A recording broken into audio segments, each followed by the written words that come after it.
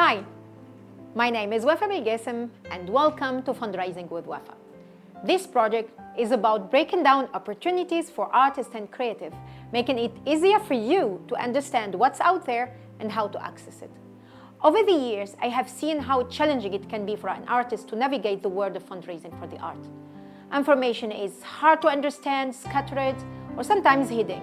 Language is complicated, it's jargon. In each episode, I will be highlighting an opportunity, explaining its objectives, application process, simplifying its language, and providing some advices to help you make the best out of it. In collaboration with Africa No Filter, the first 6 episodes of this project will be dedicated to funding mobility for African artists and creative. And it's also the tribune to advocate and promote a different narrative about intra-African migration or mobility. Today's episode is dedicated to talk to you about a fund that is from Mali, Tamademe. And stick around because we will have one past beneficiary of that fund who will share his insight, experience, and some advices to help you access it. Nous accueillons maintenant un jeune artiste malien, une nouvelle génération qui fait revivre un art de musique malien très important du patrimoine. Et notre invité qui va nous parler de son expérience de mobilité à travers le fonds Tamademe est aujourd'hui Madou Camara.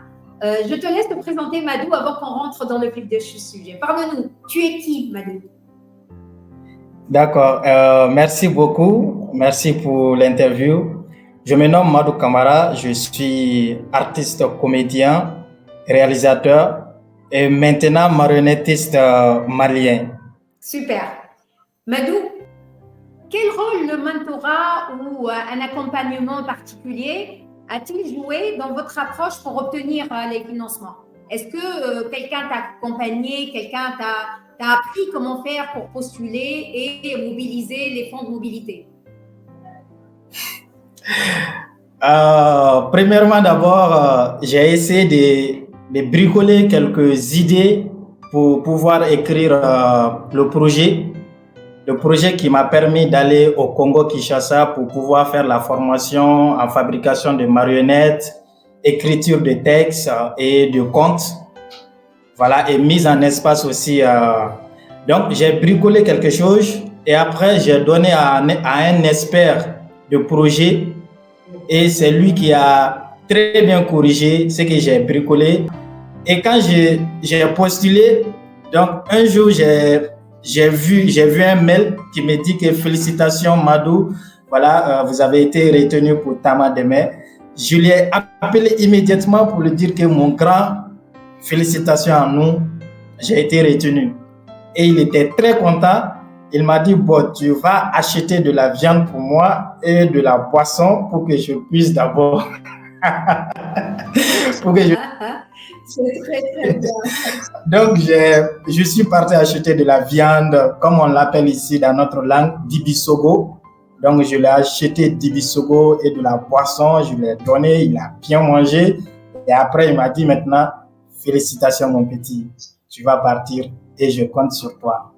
Et voilà comment ça a été. C'était parfait, c'était vraiment une aventure de bonheur pour moi. Excellent. Alors, quelles compétences ou connaissances as-tu acquis grâce à cette mobilité, grâce à cette expérience de mobilité artistique? Premièrement, d'abord, ça m'a forgé à écrire le projet, même si c'est pas bien, mais ça m'a quand même forgé parce que les gens qui nous aident d'abord à écrire nos projets, ils nous disent souvent, il faut écrire quelque chose. Il faut écrire ton idée et en fonction de ça, moi, je peux t'aider comment tu peux avoir quelque chose. Donc, ça m'a vraiment motivé à écrire quelques projets et comment écrire le projet, même si c'est pas bon, mais quand même, ça m'a forgé. Et deuxièmement aussi, ça m'a donné une expérience de vivre avec d'autres personnes qui n'est pas de ma famille, de mes amis et ainsi de suite. Et quand j'étais au Congo-Kinshasa avec la compagnie Marconte de Kinshasa, c'est une compagnie qui est spécialiste en marionnettes et fabrication et ainsi de suite. Donc quand j'ai été là-bas, j'ai vécu une autre expérience, ceux de chez moi. Là-bas, on marchait beaucoup. Avec trop d'embouteillage, on faisait 1h30 à marcher. Moi, je n'étais pas habitué à marcher comme ça. Vous voyez? Donc, au départ, j'étais fatigué. Et finalement, j'ai acheté une chaussure, pour marcher. Voilà, donc quand j'ai acheté quand j'ai acheté la chaussure, donc on m'a dit, mais Madou, pourquoi tu as acheté ça? Je les ai dit, cette chaussure-là, c'est pour marcher. Donc, on va continuer à marcher. Et j'étais devenu vraiment un bon marathon de marche parce qu'il y avait trop d'embouteillages. Et troisièmement aussi, ils ont essayé de m'apprendre un lingala. J'ai tout fait, tellement que j'étais concentré sur ma formation, j'ai pas pu vraiment, c'est-à-dire apprendre le lingala. Je les ai dit, je vous promets, quand j'aurai encore un autre financement, je vais choisir Kinshasa, je vais repartir et je vous promets que je vais apprendre le lingala. Mais l'objectif de cette formation d'abord, c'est de m'apprendre à fabriquer les marionnettes, écriture, parce que j'ai pas assez de temps, j'ai juste un mois. Donc, s'il vous plaît, laissez-moi finir avec ça d'abord. Donc, et après, les gars de là-bas, ils étaient très, très gentils, franchement dire. Je me sentais chez moi. C'est-à-dire, ils me surveillaient. Voilà. Ils me surveillaient parce que même si je leur disais, je pars faire un sampa ou bien je pars marcher, je pars là-bas, ils me disent, Mado, attends, quelqu'un va t'accompagner. J'étais comme un président, en quelque sorte. Un président de la République. Vous voyez? Excellent. Et maintenant, parle-moi, c'est-à-dire, qu'est-ce que tu as gagné sur le plan professionnel? Tu as parlé d'une formation. Parle-nous de ta résidence. Tu as fait quoi? Qu'est-ce que ça t'a appris? Qu'est-ce que ça t'a apporté sur le plan professionnel? D'accord. Et ça m'a appris beaucoup de choses.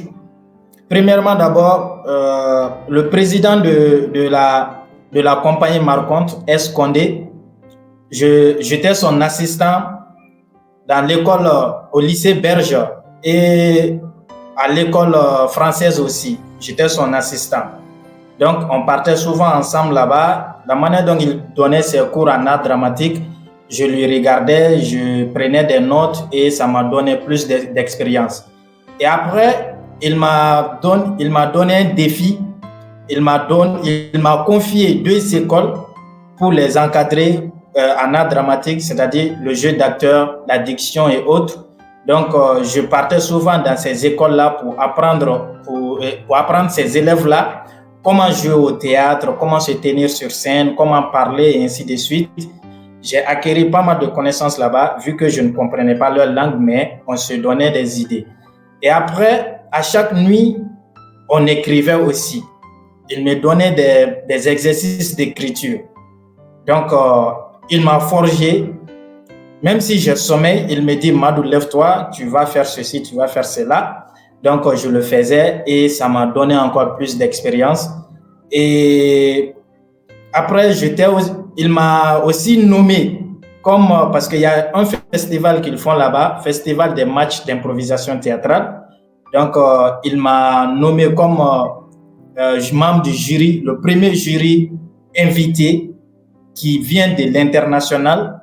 Donc, j'étais là-bas, j'étais membre du jury et les élèves, on était là à les coacher et après leur délivrer encore les meilleurs, les gens qui sont bons et les élèves qui ne sont pas, voilà, qui se débrouillent un peu, voilà, en art dramatique.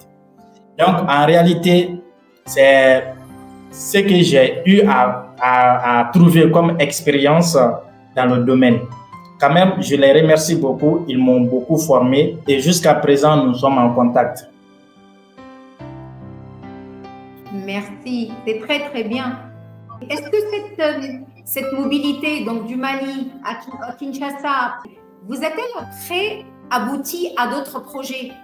Est-ce que le fait que vous êtes parti dans cette mobilité vous a donné l'opportunité, vous a ouvert la chance à d'autres projets, de financement, d'autres collaborations?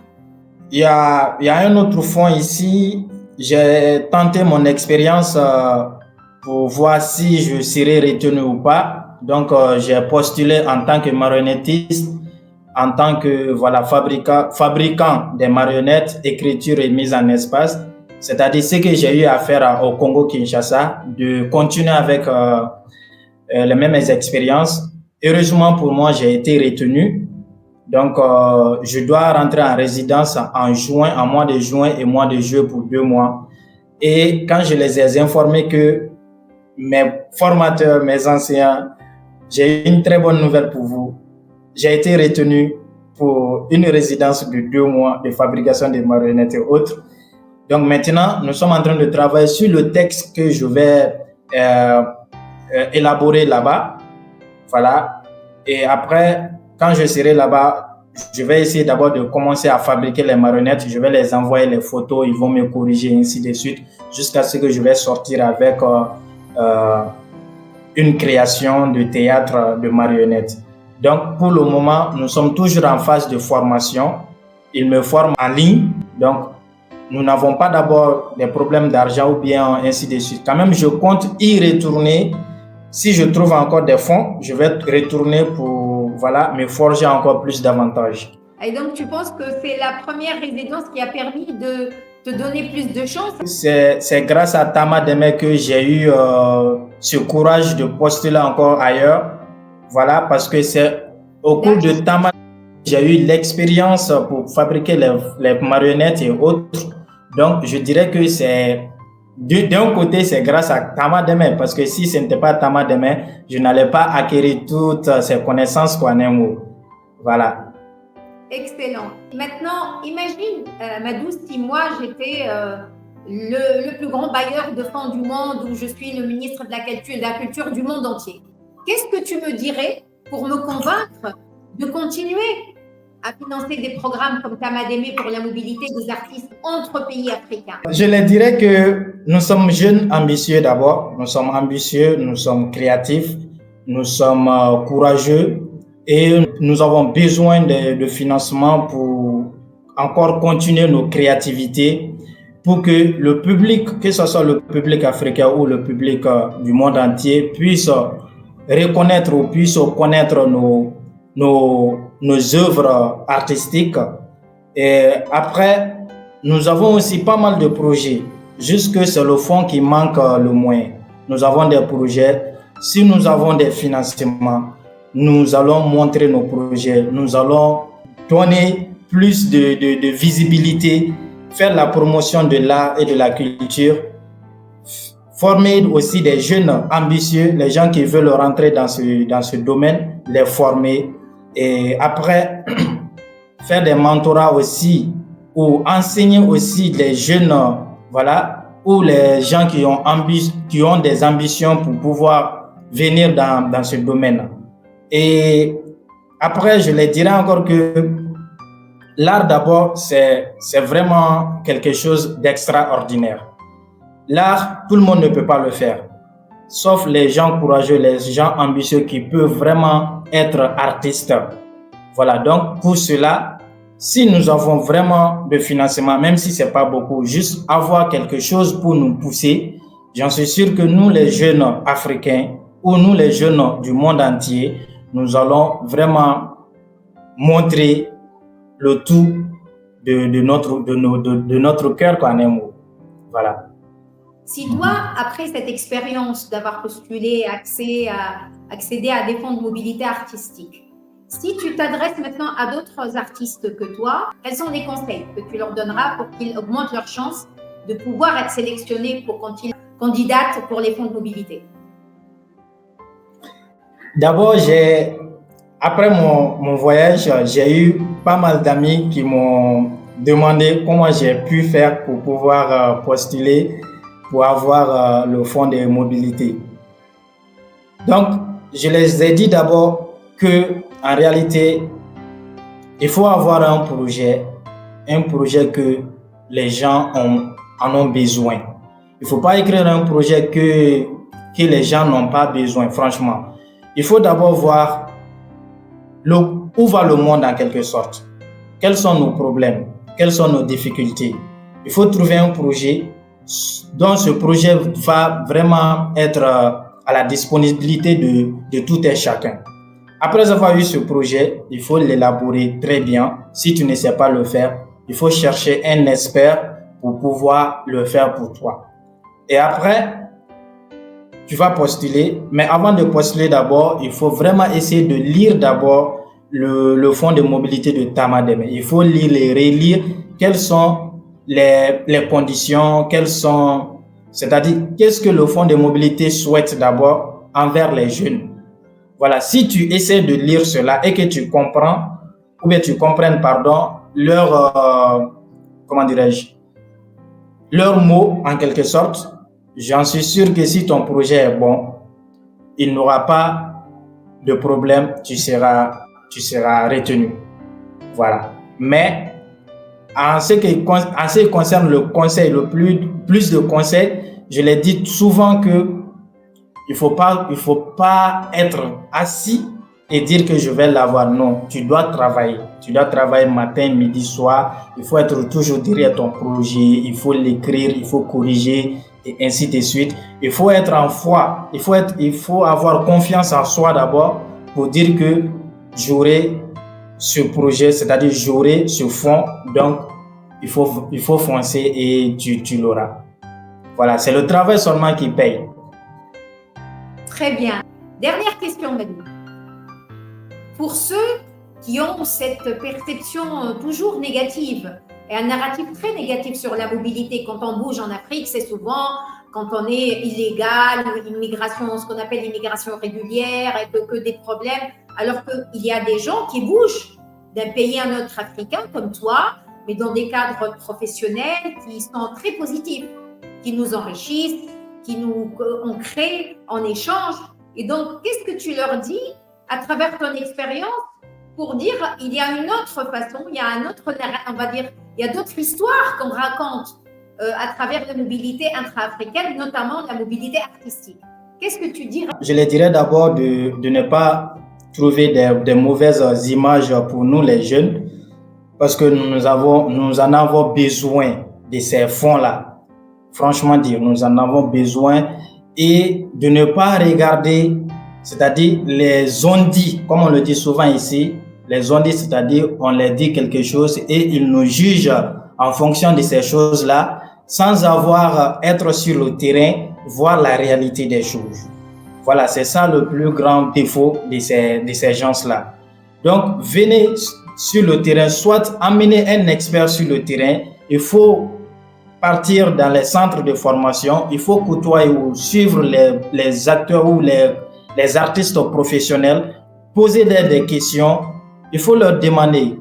Et autres, je vous jure qu'il y a pas mal de personnes qui vont vous dire la vérité. Parce que ici, on veut avoir ces fonds-là, on veut vraiment travailler, mais on ne sait pas comment faire. Donc, arrêtez d'écouter ces gens-là et venez, on a besoin de vous, franchement. Et toi, quand tu parles de ton expérience, tu as été un migrant pendant un mois à Kinshasa. Quelle est cette expérience de migrant? Comment elle est positive? Comment tu décris le fait d'avoir été un migrant pendant un mois? Premièrement, d'abord, à l'aéroport de Kinshasa, on m'a donné de payer $90 pour me donner le visa d'une semaine, alors que je n'avais pas prévu cela. Donc, le peu d'argent que j'avais, ce n'était pas assez, c'était dans les $200 comme ça. Donc, j'ai donné $90. Et une fois à la maison, on m'a dit encore que je dois avoir un visa d'1 mois qui coûte jusqu'à $183. J'ai dit, ça c'est trop. Ça, ce n'est pas dans mon budget. Voilà. Donc, je dirais que avant de voyager, il faut d'abord vous rassurer ce qui se passe dans l'autre pays, c'est-à-dire dans le pays où vous allez faire votre formation. Donc, renseignez-vous sur la culture, renseignez-vous sur la population et ainsi de suite. Voilà, donc c'est ces problèmes-là que j'ai eu à rencontrer à l'aéroport. Sinon, à part ça, je dirais que je n'ai pas eu de problème. J'étais vraiment dans la main des bonnes personnes. J'étais bien surveillé parce que il y a des bandits là-bas qui se nomment les Kuluna. Il y avait des Kuluna, voilà, donc on me disait, Madou, reste ici, il y a des Kuluna là-bas. Reste ici, il ne faut pas que tu marches seul. Bon, en réalité, je ne connaissais pas ces Kuluna-là. Je me disais, bon, c'est pas grave, ainsi de suite. Mais un jour, je suis rentré sur Google, j'ai vu les Kuluna, j'ai vu leurs problèmes et autres. Je me suis dit, waouh, ce qu'ils me disent là, je vais rester ferme, je vais rester à côté de mes amis. Voilà, je ne vais pas. Sinon, à part ça, j'étais vraiment content et j'étais aussi bien nourri. J'étais bien nourri. Tout ce que je veux, c'est ça que je mangeais. Voilà. Pourquoi c'est bien de bouger? Pourquoi c'est bien pour les artistes et pour les Africains d'abord en général de pouvoir se déplacer d'un pays à un autre, pratiquer son art? Pourquoi c'est important? C'est très important parce que ça nous motive, c'est-à-dire ça a ouvert nos esprits de créativité. Comme on le dit souvent, si tu ne lis pas trop, il faut voyager. Donc, si tu voyages, tu vas rencontrer plusieurs choses. Ça va te donner encore, ça va te nourrir en quelque sorte. Donc, l'artiste doit voyager. Que tu veux ou pas, tu dois voyager. Même si tu te déplaces pour partir dans une autre ville de ton pays, il faut que tu bouges. Donc, pour cela, on est obligé de bouger, sinon on va rester stable dans notre tête en quelque sorte. Donc, on est obligé de voyager. Là, on ne va pas trop discuter sur ça. Même là où je suis là, j'ai envie de voyager. Et pourquoi c'est encore plus important de bouger en Afrique, entre les Africains? C'est important parce que nous partons à la rencontre d'une autre culture, d'une autre valeur ancestrale, et pour nous nourrir encore, pour se connaître. Voilà. Par exemple, quand je quitte ici pour partir ailleurs, je pars d'abord pour me renseigner comment ces gens-là font leur culture, comment ça bouge ici. D'abord, l'artiste, il faut être cultivé. Quand je dis cultivé, il faut connaître d'abord la culture d'un autre pays ou bien d'autres pays. Là, tu peux être vraiment, créatif. Voilà, donc, à la base même, c'est de faire la rencontre d'une autre culture, connaître la population, leurs mœurs, leurs valeurs ancestrales et ainsi de suite. Voilà. Ok, super. Merci beaucoup, Madou. D'accord, merci et à la prochaine. Merci. Au revoir. Bye bye. This is it for today's episode. Thank you, Tamara, for your time. Next episode, we'll take you to South Africa to tell you about the Live Music Subsidy Mobility Program.